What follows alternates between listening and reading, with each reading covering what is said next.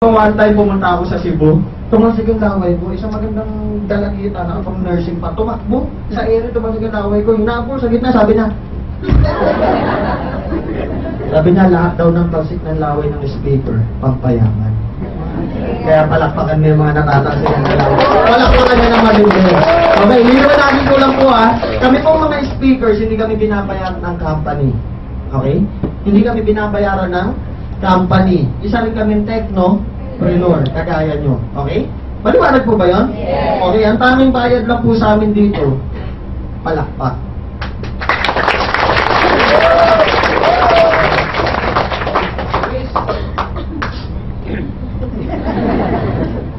Hindi na daw ng palakpak yun, nakasan natin. Pagbabayad ka na lang ng palakpak, hindi ka pa marunong.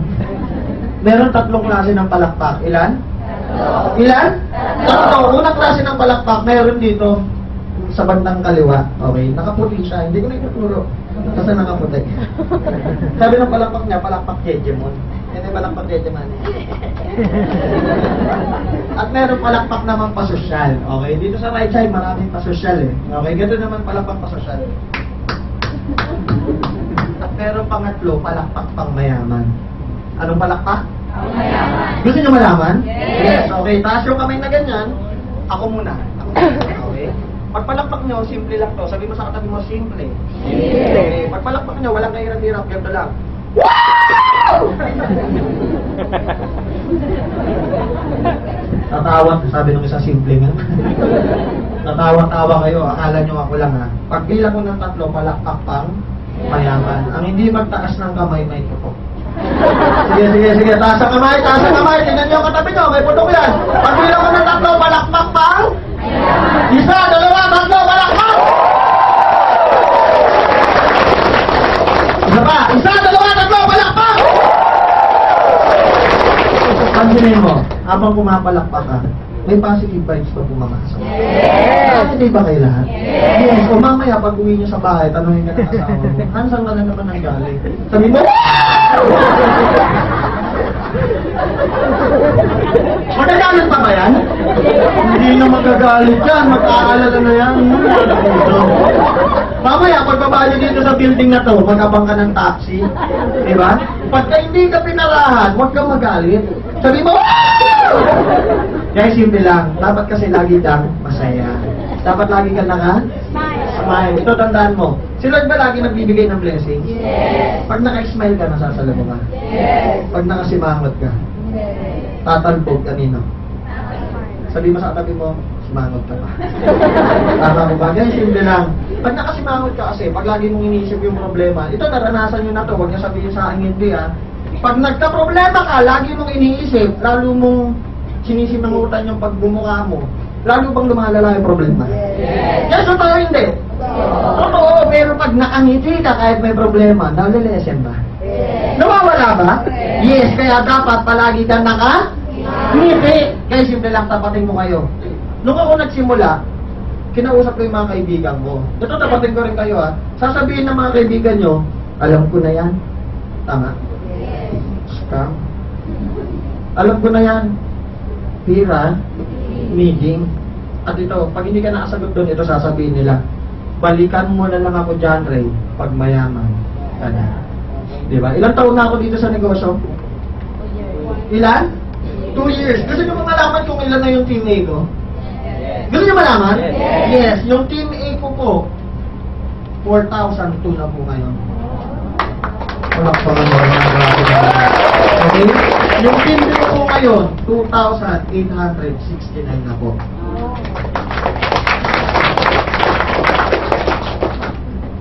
Tanong, tingin nyo, malaki na kinita ko? Yes. Ibig sabihin, kahit hindi na ako magsalita dito, buhay na ba ako? Yes. Kahit manood na lang ako ng TV, buong magdamag.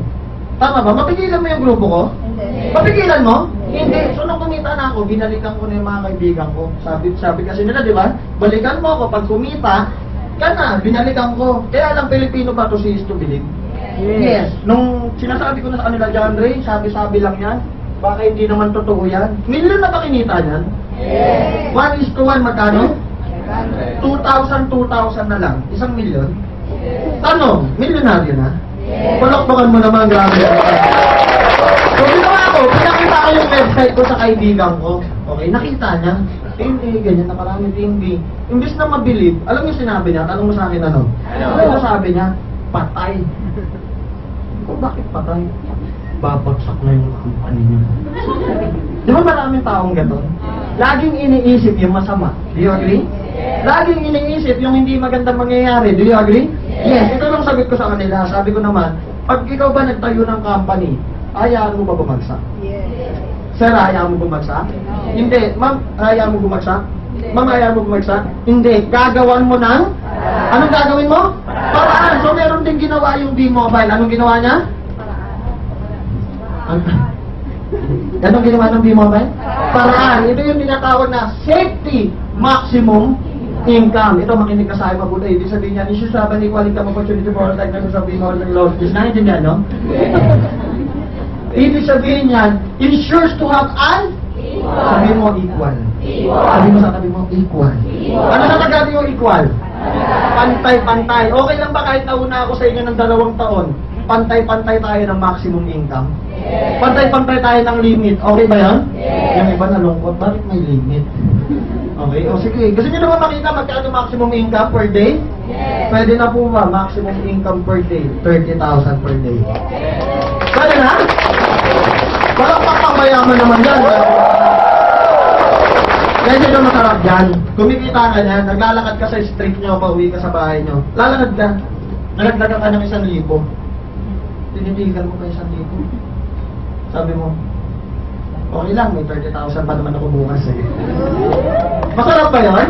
Oo naman, pagpasok mo ng bahay mo, nakita mo yung nanay mo, butas-butas yung damit. Mahal ba natin nanay-nanay? Yes. Binigyan mo ng 20 mil. Ma, ito 20 mil. Mag-shopping ka nga, palatan mo yung damit mo. Diba? Pag hindi mo naubos yun, within 10 minutes, hindi ka na makakaulit sa akin. Masarap ba yun? Yes. Ito maganda. Pag abot mo ng pera sa nanay mo, ngiting-ngiti. Sabi mo, ma, ang saya-saya mo ha. Bakit ang saya-saya mo? Nak, hindi ko ito ibibili ng damit. Kasi 7 buwan na natin hindi nababayaran yung upa ng bahay. Okay ba meron ka?